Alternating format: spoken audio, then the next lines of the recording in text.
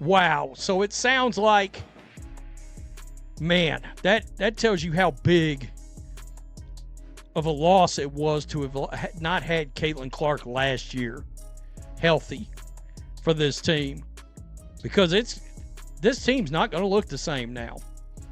It's not. Basically, what Robin just told you is you can't keep Lexi and Sophie. And I'm kind of wondering, can they keep either one of them? That's not speculation. That's not a hot take. That's Robin Lundberg breaking down the actual numbers from the proposed CBA, and the math is brutal for Indiana Fever fans, because what he just described isn't a minor roster adjustment. It's a complete dismantling of the team that nearly won the championship. 2 of your favorite players gone, and the decision that triggers it all, keeping Kelsey Mitchell. Great. This is not great. The implications of the potential new CBA deal, if they took the deal right now on the Indiana Fever roster.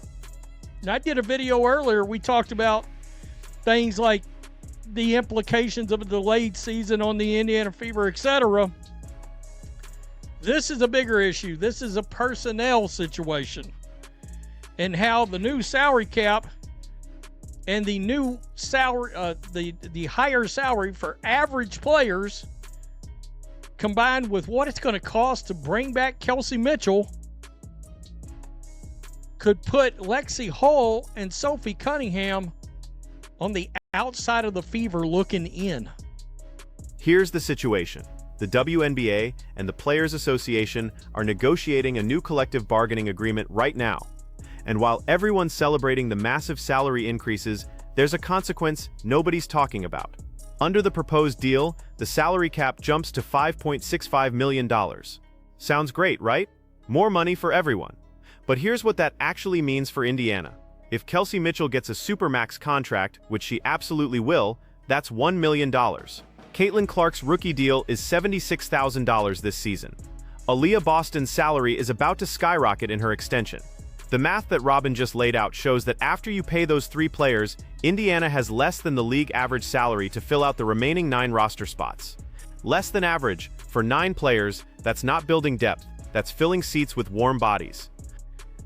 The average salary is going to go up with it, and so's the max. But with max salaries expected to be $1 million and the average salary approaching $500,000, maintaining multiple high-level players while preserving roster depth will require careful balancing. Assuming that Mitchell is re-signed, her contract will jump more than 4 times in value from the base salary of $250,000 in 2025, and would account for a higher percentage of the cap as well as in the current construct. And this is where it gets personal for Fever fans. Lexi Hull is a restricted free agent. She's proven she's worth more than an average player salary. Her 3-point shooting and defensive hustle made her a starter on a team that went from worst in the league to playoff contender in 1 season.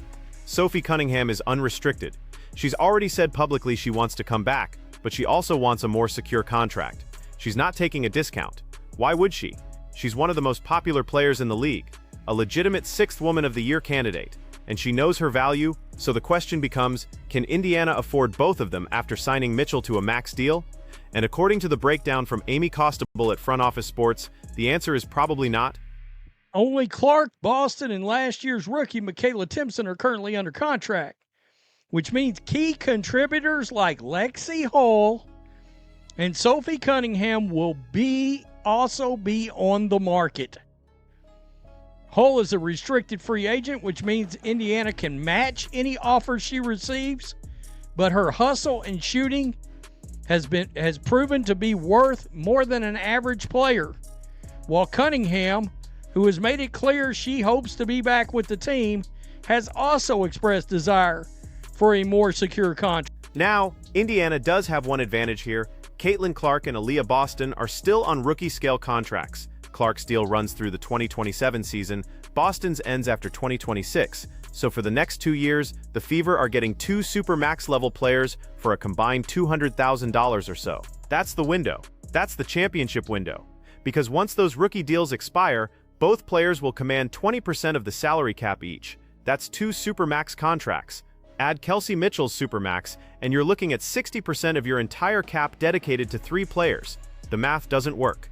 You cannot keep 3 max players and field a competitive roster under the proposed CBA structure. It's mathematically impossible.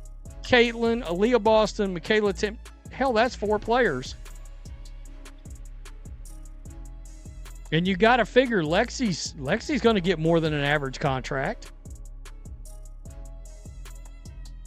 And then Sophie's going to get something at least slightly above average. Oh, the Indiana Fever may have an issue here. They may have to make a choice here. Because it looks to me like... Let's walk through the actual roster construction here, because this is where it gets real. Right now, only 4 players are under contract for next season. Caitlin Clark, Aaliyah Boston, Michaela Timpson from last year's draft class. And that's it. Everyone else is a free agent. Kelsey Mitchell, Lexi Hull, Sophie Cunningham, Erica Wheeler, Damiris Dantas, Katie Lou Samuelson, Temi Fagbenle. Every single rotation player from last season hits free agency. The entire roster needs to be rebuilt. And here's the kicker. Under the old CBA, you could maybe squeeze everyone back. Salaries were lower, the cap was smaller, but the ratios worked.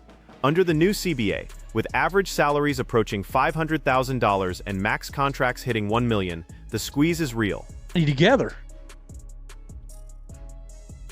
Wow. I knew that was... Look, even without a new CBA, the way things were constructed, I knew if you gave Mitchell a supermax, that salary was going that salary was going to impact the rest of your roster. Now, I mean, let's just be real. So let's game this out. What does Indiana actually do here? Because there are really only 3 options, and none of them are great. Option 1. Sign Kelsey Mitchell to the Supermax. Keep Lexi Hull by matching whatever offer she gets as a restricted free agent, and let Sophie Cunningham walk. That's probably the most likely scenario. You keep your starting 5 intact: Clark, Mitchell, Hull, Boston, and whoever you sign at center.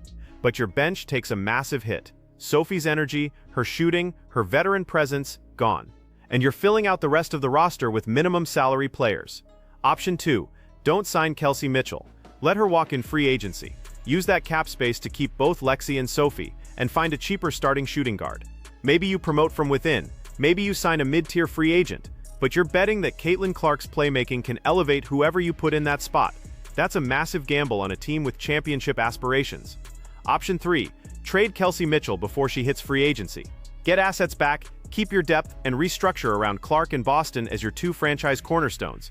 But good luck explaining to your fan base why you're trading away a player who just averaged 19 points per game in the playoffs. The Fever. To a point. If I'm to give a prediction here, they re-sign Kelsey and they re-sign Lexi and Sophie's out. That's what I ultimately think that's what they will do. But I think your depth is still going to be a major issue from that point on. Tell me what you think. Here's what makes this so brutal. This isn't a normal rebuild situation where you have time to figure it out. The Indiana Fever just had the best season in franchise history. They went from 13 wins to 20 wins. They made the playoffs for the first time since 2016. They had the #1 overall attendance in the league. They were the most talked about team in women's basketball. And now, because of salary cap mathematics, they have to choose between keeping their core together or maintaining roster depth. There's no middle ground here. The numbers don't allow for it. And this is happening right now. Kelsey Mitchell's decision deadline is approaching. Free agency opens soon. The Fever front office is running scenarios, crunching numbers, trying to find a way to make this work. But here's the part that should terrify Indiana fans. This is just the beginning. Let's say they figure it out for next season. They sign Mitchell, they keep Lexi, they lose Sophie, but they survive. Fine, what happens in 2026 when Aaliyah Boston's extension kicks in? Boston is going to get a supermax. She's a generational defensive talent, a former #1 overall pick, and she's about to enter her prime. The Fever are not letting her walk, so now you have 2 supermax contracts on the books. Mitchell at $1 million, Boston at $1 million. That's $2 million of your $5.65 million cap. Then in 2027, Caitlin Clark's extension hits, and unless she suffers a catastrophic injury, she's getting a supermax too.